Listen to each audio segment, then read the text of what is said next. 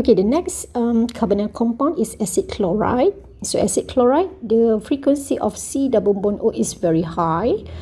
I'm sure you can't miss this. And again, conjugation lower the frequency to normally 30 or 25 Cn-1. Okay. And then last one is anhydride. So anhydride is very easy to spot in the spectrum when you see two carbonyl. When you see two carbonyl in the spectrum, it's around 1,8 and 1,7. And then from the molecular formula, when you have CXH something O3, means that is the anhydride. General formula for anhydride is RC double bond O. OC double bond OR. So if you are given a molecular formula with O3, means you know that the molecule is for anhydride.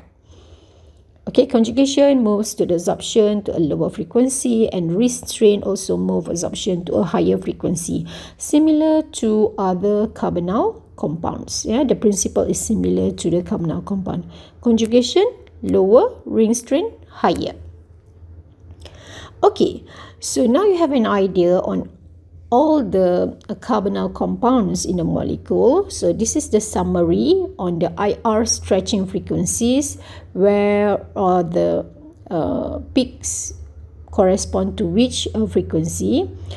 The left of the spectrum is the most important. Yeah, anything above 1400, all peaks are significant. Okay, whereas anything below 1400 is called fingerprints, and on this region, remember, you only have CO peak and CX peak. The rest is a fingerprint. Fingerprint means that you have so many peaks there, but some is belongs to the bending, which is you don't have to list all the bending vibration, but these two peaks, which is the CO and the CX, is important, but you need to look at the molecular formula. Okay, so this is the most important part when you have an IR spectrum.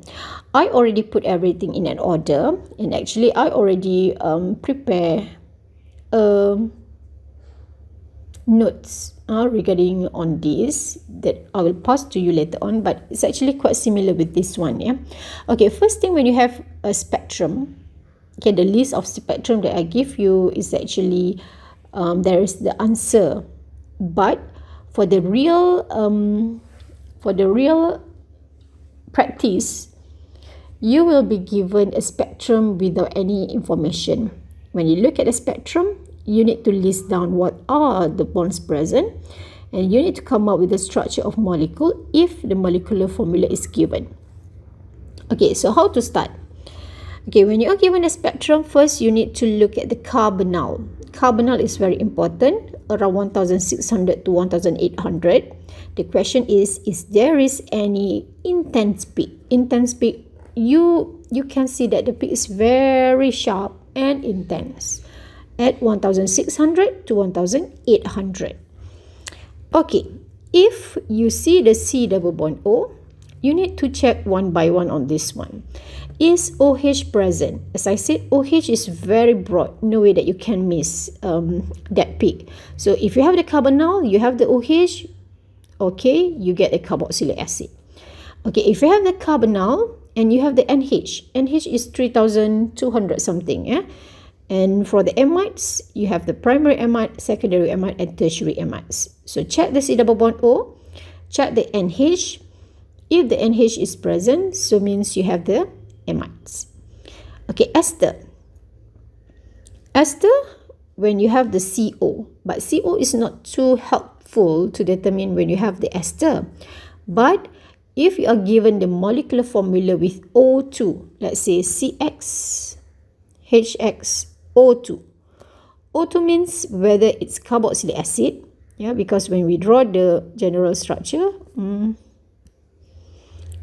RC, wait, okay, okay, the general structure for carboxylic acid is RC double bond OOH. It's 2O. General structure for ester, RC double bond OR. Also you have O2. Means if you are given the molecular formula, you know, okay, this is whether ester or carboxylic acid. But carboxylic acid, you must check the presence of OH. If the presence of OH in the spectrum, so that compound is belong to carboxylic acid. But if there is no OH, means that compound must be an ester. But as I say, CO is a bit tricky because anything below 1400, something that you don't have any clue on that actually, because that is the fingerprint region. Okay, for anhydride, it's easy to spot that is anhydride when you see the 2C double bond O at 18 something and 17 something. And for aldehyde also, the additional information is when you see the CH aldehyde, which is around 1800 and 2700. Even though the peak is weak peak, the intensity is weak, but when you see these two around 2800 and 2700 and you have the carbonyl, so that is that information direct you to identify that compound is an aldehyde.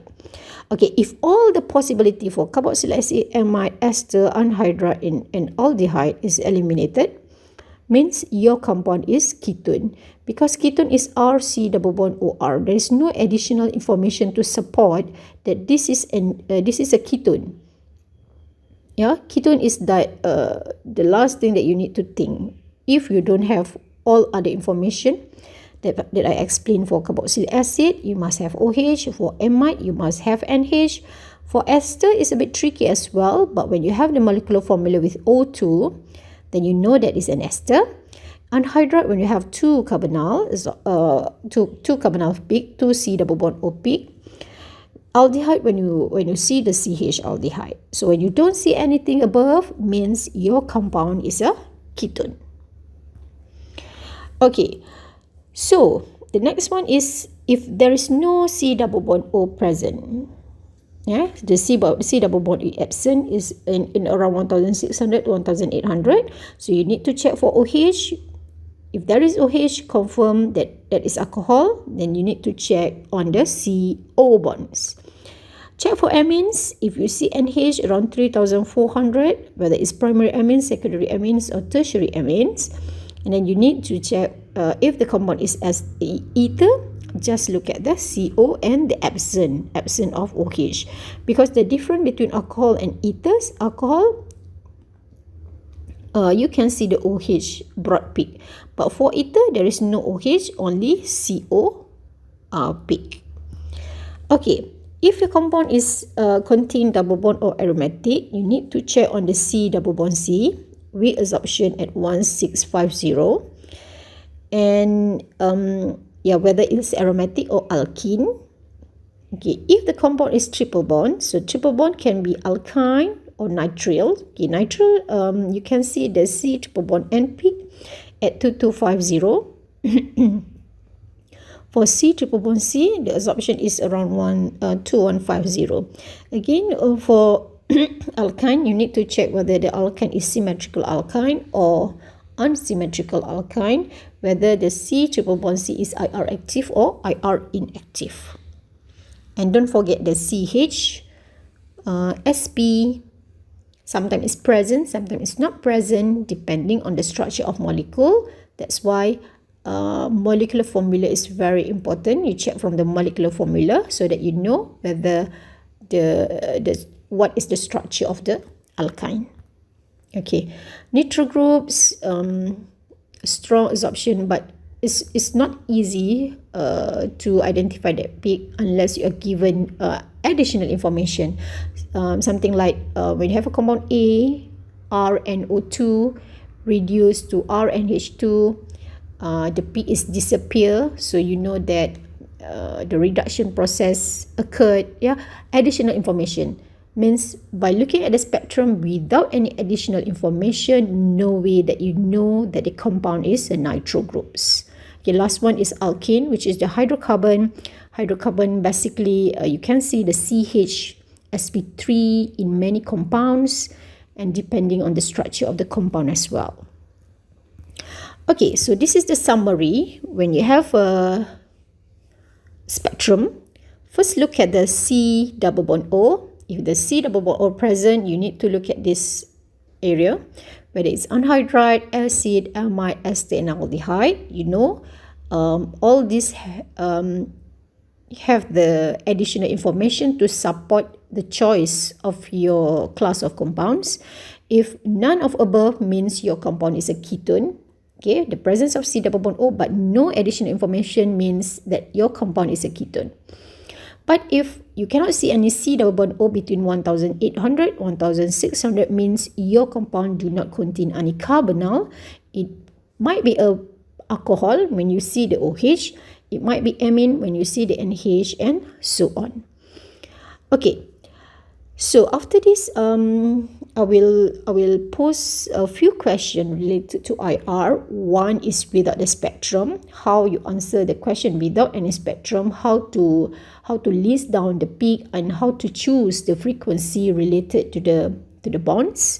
And then another example or another practice or problem is with the spectrum, so that you know how to choose which peak that I need to put in the table to complete the answer for the question. So I hope by now you have an idea what is IR about and how to read the spectrum, but we will practice more on this. So anything you don't understand, you can ask me.